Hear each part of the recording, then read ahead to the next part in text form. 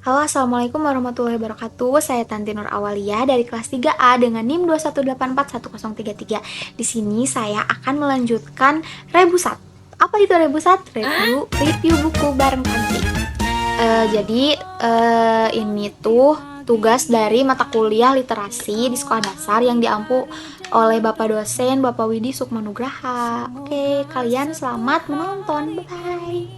Ini aku sekarang bawa buku yang berjudul Perahu Kertas karya Dewi Delastari. Genrenya itu yaitu roman. Penerbitnya Bentang Pustaka, tahun terbitnya 2009. Jumlah halaman 444 halaman.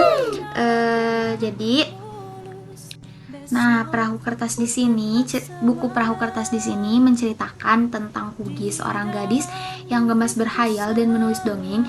Ia kerap kali membuat surat untuk Dewa Neptunus dalam bentuk perahu kertas yang dihanyutkan ke danau, ke sungai, atau ke laut.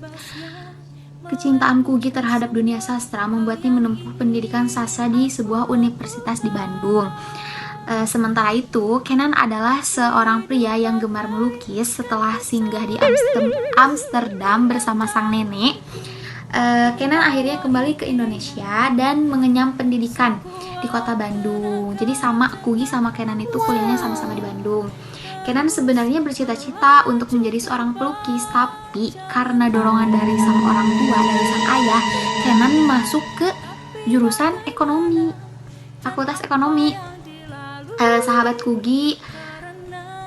Kugi sejak kecil yaitu bernama Noni mempertemukan dirinya dengan Kenan. Jadi Kugi dan Kenan ini bertemu sekarang. Kenan merupakan sepupu dari kekasih Noni yang bernama Eko.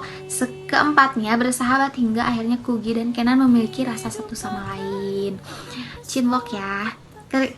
Kendati demikian, perasaan itu mereka pendam dalam hati mereka. Kugi sudah memiliki kekasih bernama Joshua ya, potek patah hati.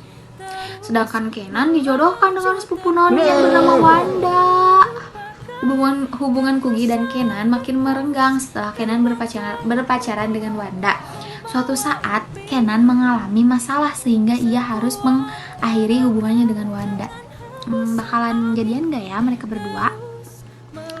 Masalah keluarga dan patah hati yang dialami membuat Kenan meninggalkan kehidupan di kota Bandung. Ia pergi ke kota apa coba? Ada yang bisa tebak? Ya, jadi Kenan pergi ke kota Bali dan bertemu dengan Pak Wayan yang memiliki hobi melukis. Selama menetap di Pulau Dewata, Kenan kembali melanjutkan bakatnya di bidang seni lukis. Ia jatuh cinta dengan keponakan Pak Wayan, Lude Lasmi namanya. Terus Kugi gimana? Di sisi lain, Kugi bekerja di Jakarta sebagai copywriter. Dia bertemu dengan Remy, atasan dan sahabat kakaknya. Keduanya jatuh cinta dan memutuskan untuk menjalin hubungan. Ya, kok bisa sama? Kagak jadian Kenan sama Kugi. Suatu ketika, Kenan harus kembali ke Jakarta karena harus melanjutkan perusahaan keluarganya. Kugi dan Kenan pun bertemu kembali kota Jakarta, guys.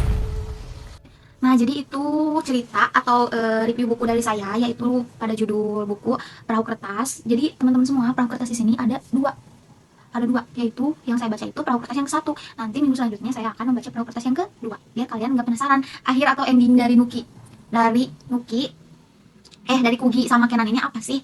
Nah, sekarang saya akan memberikan kelebihan dan kekurangan dari buku ini. Kelebihan pada novel Perahu Kertas memiliki cerita yang dekat dengan kehidupan banyak orang dengan konflik-konflik yang sangat relate ya, karena kisah cintanya itu sangat berbelok-belok, sangat membingungkan ya. Terus kelebihannya itu dituliskan dengan bahasa yang sederhana namun tetap indah, mencari cinta, mencoba menggapai keinginan, tekanan dan ekspektasi orang lain. Jadi kan di sana juga sudah ditekankan ya, Kenan itu harus masuk ke fakultas ekonomi, harus kuliah di jurusan ekonomi. Semua ini merupakan situasi yang banyak orang alami dan mengerti. Maka dari itu kisah yang disampaikan benar-benar berhasil mengambil empati pembacanya sehingga dijadikan film. Novel ini membuat pembacanya tidak mudah lelah ataupun bosan. Perkembangan karakternya cukup memikat untuk dapat membolak-balikan hati. Perahu Kertas adalah novel yang dibacanya itu cocok buat refreshing kayak gitu. Jadi buat tugas juga sangat cocok karena tidak jadikan sebagai beban. Jadi yang bacanya juga ada ketertarikan. Kekurangan dari novel Perahu Kertas, buku ini cukup tebal ya, 444 halaman, guys. sehingga beberapa orang mungkin sudah kehilangan fokus atau ketertarikan sebelum bisa membacanya sampai akhir. Nah, sekian review buku dari saya. Mari kita lanjutkan nanti pada minggu kedua. Bye semuanya. Nah, ada yang tahu gak kisah kelanjutan mereka itu apa? Karena di sini kan saya membaca buku Perahu Kertas 1, itu ada lanjutannya, ternyata ada Perahu Kertas yang kedua, sehingga si novel Perahu Kertas ini di apa sih, dirubah menjadi film, yaitu yang dibintangi oleh Maudy Ayunda, Reza Rahardian, dan yang lainnya.